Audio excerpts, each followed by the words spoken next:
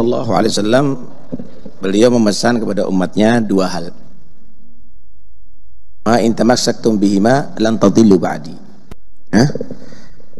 Kitabullah wa itrati. Al-Quran dan keluarga Nabi Muhammad Sallallahu Alaihi Wasallam. Habaib maksudnya. Al-Quran dan keluarga Nabi Muhammad Sallallahu Alaihi Wasallam. Habaib maksudnya. Al-Quran dan keluarga Nabi Muhammad Sallallahu Alaihi Wasallam. Habaib maksudnya. Ada riwayat hadis Kitabullah wa sunnati. Kitabnya Allah dan sunnahnya Nabi. Berarti tiga hal yang dipesan dengan Nabi. Kalau dijamak ini dua hadis: Al-Quran, hadis, dan Ahlul Bait. Al-Quran, hadis, dan habaib. Assalamualaikum warahmatullahi wabarakatuh. Sahabat-sahabatku dimanapun Anda berada, semoga kebahagiaan, kesuksesan, dan keberkahan bersama kita dan orang-orang yang kita cintai. Amin, amin, amin ya rabbal alamin. Para pengaku cucu Nabi Muhammad SAW di Indonesia biasanya akan menyandarkan dirinya sebagai Ahlul Bait atau Ahlul Bait Nabi. Bahwa mereka mengklaim dirinya itu menjadi ahli baitnya Nabi Muhammad SAW. Sebenarnya ada beberapa istilah di dalam kajian keilmuan, yaitu ada yang namanya Ahlul Bait, ada Itratul Rasul, ada Alu Muhammadin, dan ada Zuriyah Rasulullah SAW.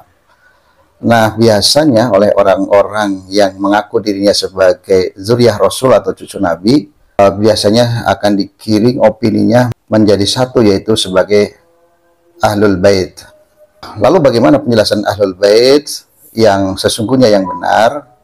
Dalam hal ini ada penjelasan yang sangat akurat, yang sangat ilmiah, disampaikan oleh Al-Mukarram Kiai Haji Syarif Rahmat.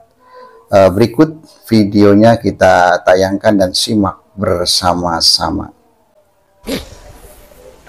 Maka para ulama mengatakan yang dimaksud dengan Ahlul Bait yang wajib diikuti adalah yang alimnya.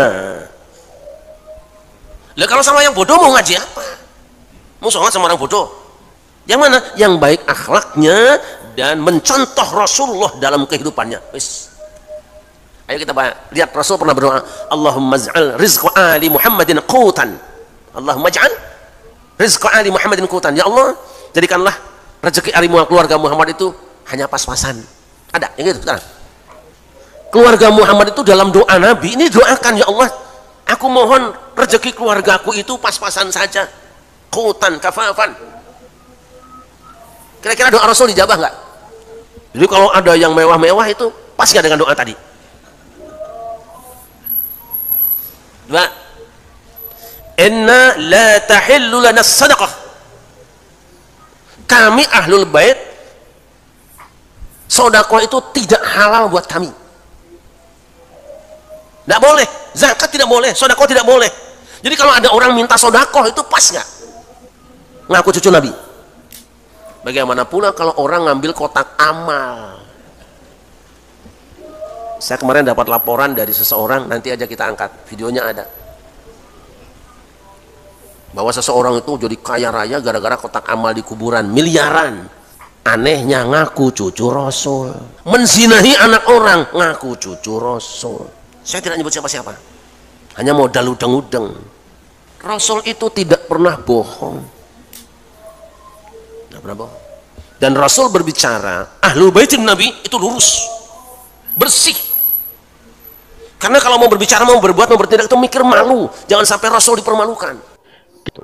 Taraktu fikum amroini lan tadillu ma in tamassaktum bihima kitaballahi wa sunnata rasulih. Aku tinggalkan di tengah kamu dua perkara. Selama kamu semua berpegang teguh kepada keduanya, maka kamu tidak akan tersesat selamanya, yaitu Kitabullah dan sunnah Rasulnya. Nah, udah selesai. Wajib berpegang teguh kepada Al-Quran dan sunnah atau Quran dan hadis. Dua itu pegangan umat Islam garis besarnya. Belakangan, dan sebenarnya sudah lama, saya sempat menyaksikan sebuah video ya, yang seakan-akan menafikan kewajiban berpegang teguh pada as-sunnah. Karena apa? Ada hadis yang redaksinya sama dengan yang tadi, tapi ujungnya berbeda. Taraktu fikum ma in tamassaktum bihi lan tadillu abadan, kitaballahi wa itrati ahla baiti. Aku tinggalkan di tengah kamu sesuatu yang jika kamu berpegang teguh kepadanya, kamu tidak akan tersesat selamanya, yaitu kitabullah dan itrahku, keluargaku. Yang benar ini. Bagaimana masalahnya? Baik, Allah. Saya sudah sering menyampaikan bahwa jaminan pasti selamat yang pernah diucapkan Rasulullah bukan cuma itu, tapi memang yang terus mengemuka cuma itu, dan sampai hari ini hadis-hadis tadi digunakan alat untuk mengklaim dirinya yang benar. Kitab Allah wa sunnata rasulih dipegang oleh sekelompok umat Islam, mayoritas umat Islam berpegang teguh kepada Al-Quran dan Sunnah. Karena berpegang pada Sunnah, maka mereka menjadi ahlus Sunnah. Nah, yang wa'itrati ahla baiti itu mengikuti Quran dan ahlul bait. Makanya dikenal madhabnya madhab ahlul bait. Madhab ahlul bait itu adalah Syiah. Nah, gimana nih sebenarnya dua-duanya sabda Nabi? Ini dua kelompok ini tarung terus. Yang ini bertahan dengan sunnahnya, yang ini bertahan dengan ahlul baitnya, tidak selesai-selesai.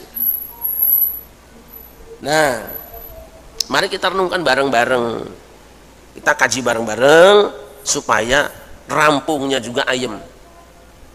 Kita ambil semuanya saja, Al-Quran, Sunnah, dan ahlul bait.